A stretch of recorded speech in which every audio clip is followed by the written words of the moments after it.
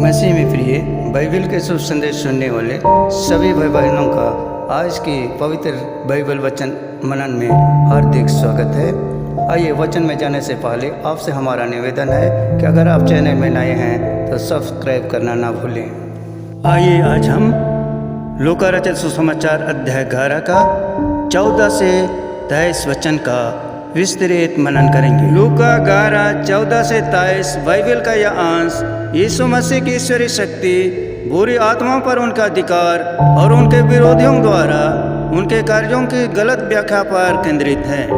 इस अंश में कई महत्वपूर्ण आध्यात्मिक और नैतिक शिक्षा छिपी हुई है जो यह स्पष्ट करती हैं कि परमेश्वर की सत्ता कैसे काम करती हैं, शैतान का प्रभाव कैसे लोगों को भ्रमित करता है और हमें किस तरह से अपने नैतिक निर्णय लेने चाहिए। यह प्रसंग केवल एक चमत्कार की कहानी नहीं है, बल्कि यह हमारा आध्यात्मिक जीवन के सही और गलत के बीच चलने वाले संघर्ष को भी दर्शाता है। यह हमें सिखाता है कि आत्मिक जीवन में उदासीनता के लिए कोई स्थान नहीं है। या तो हम परमेश्वर के पक्ष में हैं या हम अनजाने में भी शैतान के पक्ष में खड़े हैं। चंगाई और विरोध। लूका 11 14 से 16।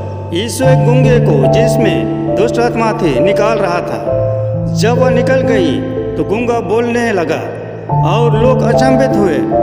परंतु उनमें से कितनों ने कहा, यह तो दुष्ट आत्माओं के प्रधान बेलजेबुल की सहायता से दुष्ट आत्माओं को निकालता है। और दूसरों ने उससे परखने के लिए स्वर्ग से कोई चिन्ह मांगा। चंगाई की घटना और जनता की प्रतिक्रिया। यीशु ने एक व्यक्ति को चंगाई दी जो दुष्ट आत्मा के कारण बोलने में असमर्थ था। जब वह आत्मा निकली तो वह व्यक्ति बोलने लगा। इस पर उपस्थित लोग अचंभित हुए। यह दर्शाता है कि यीशु में एक असाधारण शक्ति थी जो सामान्य मानव क्षमताओं से परे थी। यहूदियों का संदेह और विरोध। कुछ लोगों ने इस चमत्कार को बेलजेबुल अर्थात शैतान की शक्ति से जोड़ दिया।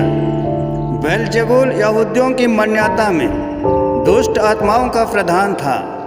यह दिखाता है कि वे यीशु के दिव्य अधिकार को स्वीकार करने के बजाय उन पर झूठा आरोप लगाने लगे। कुछ अन्य लोगों ने यीशु से स्वर्गीय चिन्ह की मांग की, यह दर्शाने के लिए कि वे अब भी उन्हें मसीहा मानने के लिए तैयार नहीं थे। आध्यात्मिक सत्य। लोग अक्सर आध्यात्मिक सत्य को देखने के बावजूद भी उसे अस्वीकार कर देते हैं। अविश्वास और संशय हमारे हृदय को कठोर बना सकता है। जो लोग आत्मिक रूप से अंधे हैं वे सत्य को स्वीकार करने की बजाय उसमें दोष खोजते हैं। यीशु की प्रतिक्रिया। एक विभाजित राज नष्ट हो जाता है। लूका 11 17 से 20।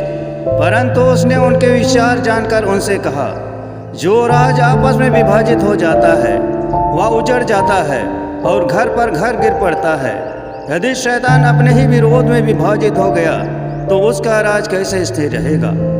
क्योंकि तुम कहते हो कि मैं बेलजेबुल की सहायता से दुष्ट आत्माओं को निकालता हूँ। यदि मैं बेलजेबुल की सहायता से दुष्ट आत्माओं को निकालता हूँ तो तुम्हारे पुत्र किसकी सहायता से निकलते हैं? इसलिए वे ही तुम्हारे न्यायी होंगे। पर यदि मैं परमेश्वर की शक्ति से दुष्ट आत्माओं को निकालता हूँ तो निश्चय ही परमेश्वर का राज तुम्हारे पास आ गया है। यीशु ने उनके आरोप का खंडन करते हुए कहा कि यदि कोई भी राज या परिवार जो आपस में विभाजित होता है वह नष्ट हो जाता है।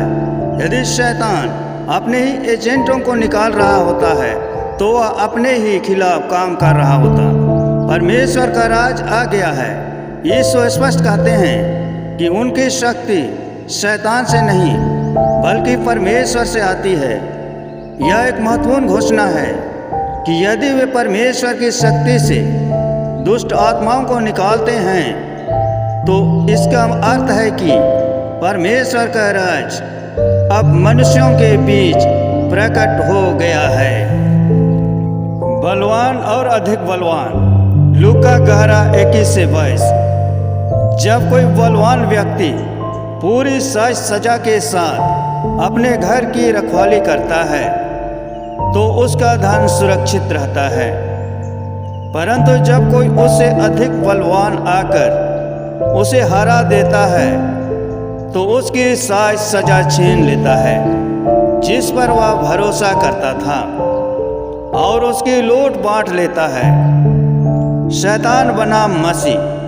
यह बलवान व्यक्ति शैतान है जो इस संसार पर शासन करता है, लेकिन अधिक बलवान यीशु मसीह हैं जो शैतान पर विजय प्राप्त करते हैं और लोगों को उसके बंधन से छुड़ाते हैं। जो मेरे साथ नहीं वह मेरे विरोध में है। लूका 11:23। जो मेरे साथ नहीं वह मेरे विरोध में है और जो मेरे साथ इकट्ठा नहीं करता वह बिखेर देता है। आध्यात्मिक निरपेक्षता असंभव है। यीशु यहाँ स्पष्ट करते हैं कि कोई भी व्यक्ति आत्मिक रूप से तटस्थ नहीं रह सकता। यदि हम मसीह के साथ नहीं हैं तो हम अनजाने में भी शैतान के पक्ष में खड़े होते हैं। सत्य को पहचानने की क्षमता। जो सत्य को देखकर भी उसे अस्वीकार कर सकते हैं। हमें अपने हृदय को कठोर नहीं बनाना चाहिए। विश्वास और अविश्वास। अविश्वास अक्सर पूर्वाग्रहों और अहंकार से जन्म लेता है। विश्वास केवल चमत्कारों पर आधारित नहीं होना चाहिए बल्कि परमेश्वर के वचनों पर आधारित होना चाहिए। अच्छाई और बुराई की लड़ाई।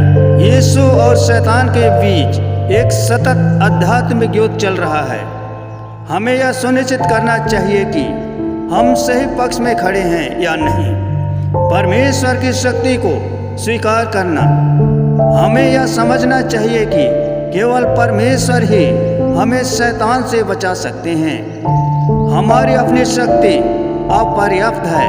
हमें मसीह में आश्रय लेना चाहिए। नैतिक निर्णय की अनिवार्यता। आध्यात्मिक जीवन में कोई बीच का रास्ता नहीं होता।